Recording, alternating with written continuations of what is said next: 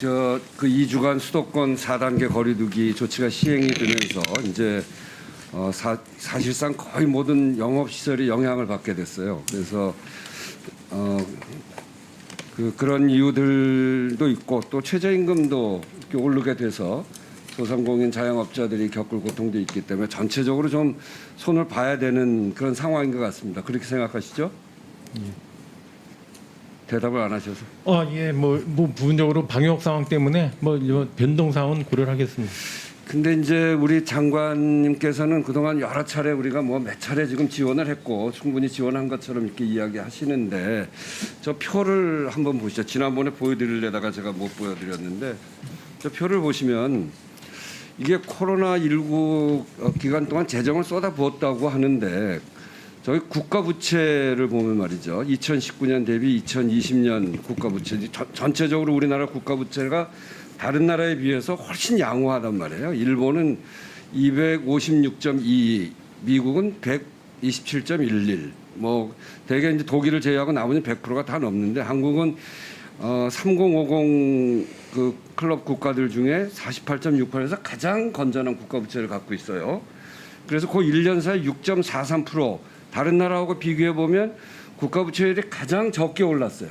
아주 눈에 확 띌 정도로. 그러니까 정부가 코로나19 기간 동안에 재정을 많이 안 넣었다는 소리죠. 그런 반면에 가계 부채율을 보면 다른 나라에 비해서 우리나라가 월등하게 높습니다. 102.8%인데 요 1년 동안 이게 얼마나 올라가냐면 그 다른 나라의 경우에는 3050의 가계 부채율이 1년 동안 4.3% 올라가는데 우리나라 7.6% 올라가거든요. 이 얘기는 뭐냐면 제가 늘 얘기합니다만 코로나 위기 시대에 국가가 부담해야 될 이런 부분을 개인들한테 부담을 다 맡겨서 가계 부채율이 이렇게 크게 올라가고 국가 부채율은 별로 올라가지 않았단 말이에요. 다른 나라에 비해서. 그 얘기는 국가가 그만큼 국민들에게 이 위기를 극복하는데 재정을 투여하지 않았다. 이런 얘기인데 어떻게 생각하세요? 예, 의원님, 저는 제가 말씀드린 것처럼 우리가 상대적으로 선진국에 비해서 재정이 투입이 상대적으로 적은 것은 맞습니다. 그러나 저희 재정이 증가하는 속도를 본다면 결국 다른 나라보다 적지 않고요. 저희는 재정과 금융을 같이 본다면은 저희가 중간 이상 수준으로 지원했다는 말씀을 드리고요. 가계부채와 관련돼서는요, 의원님, 우리나라의 특이 사항도 좀 같이 감안을 해야 됩니다. 저희는 주담대가 되게 많이 차지하기 때문에 되게 주택에 대한 자산과 같이 부채가 늘어난 측면도 일정 부분 물론 고려할 있어요. 수밖에 없습니다. 네, 물론 있는데 국가 부채율이 늘어나는 속도가 다른 나라에 비해서 현저하게 2019년 대비 2020년에 현저하게 적다는 거예요. 그러니까 그렇지 않습니다. 여기 표가 그렇잖아요. 그러니까 제가 말씀을 드릴까요? 우리는 작년도에 100조의 그 적자를 냈고요. 올해도 100조고 내년도도 100조 냅니다. 우리나라로 보면 그런데 이렇게 국가 부채율을 건전하게 유지하는 이유는 이런 위기 때 쓰려고 하는 거지. 위기 때 써야죠. 그리고 좀 나아지면 그걸 메꾸고 그게 국가의 재정을 운영하는 거지. 이런 위기 때도 안 쓰고 그렇게 재정 늘어나는 얘기만 하면 그러면 되겠냐 말이에요. 아니 왜 재정이 안 썼다고 다른 나라에 비해서 훨씬 적다는 얘기예요. 안 썼다는 게 아니고. 그래서 제 얘기는 제가 오늘은 언성을 높이지 않으려고 생각하고 왔으니까 희망 회복 자금 3.2조인데 지금 900만 원까지 주는 거기 때문에 많이 주는 것처럼 이야기하는데 이게 대상 업체가 3,000개예요. 그래서 전체 0.3%에 불과해요. 300만 원 이하는 전체 72%예요. 69만 8천 개. 그게 다 300만 원 이하예요. 그게 다른 얘기는 뭐냐면 말은 900만 원이라고 얘기하면서 그리고 또 충분히 보상하겠다. 그렇게 법에다 명시해 놓고 그렇게 해놓고서도 주는 게 이런 정도란 말이에요. 그러면서 또 뭘 하냐면 2조라고 하는 돈을 채무를 갚아요. 써도 부족한 반에 세금이 많이 거친 돈 중에 2조는 또 채무를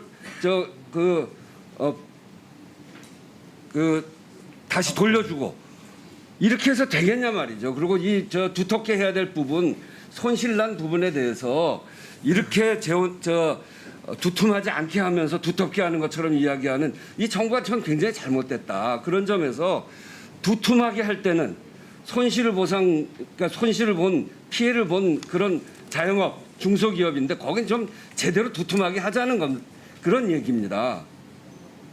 이거 가지고 두툼하다고 할 수 있겠어요? 그런데다가 정말 여야가 모처럼 만에 그 대표가 모여서 국민들 보시기에 시원한 합의까지 했어요. 물론 100분 만에 깨지긴 했습니다만 그렇게 합의를 하는 데는 그만큼 국민들의 요구가 있다는 겁니다.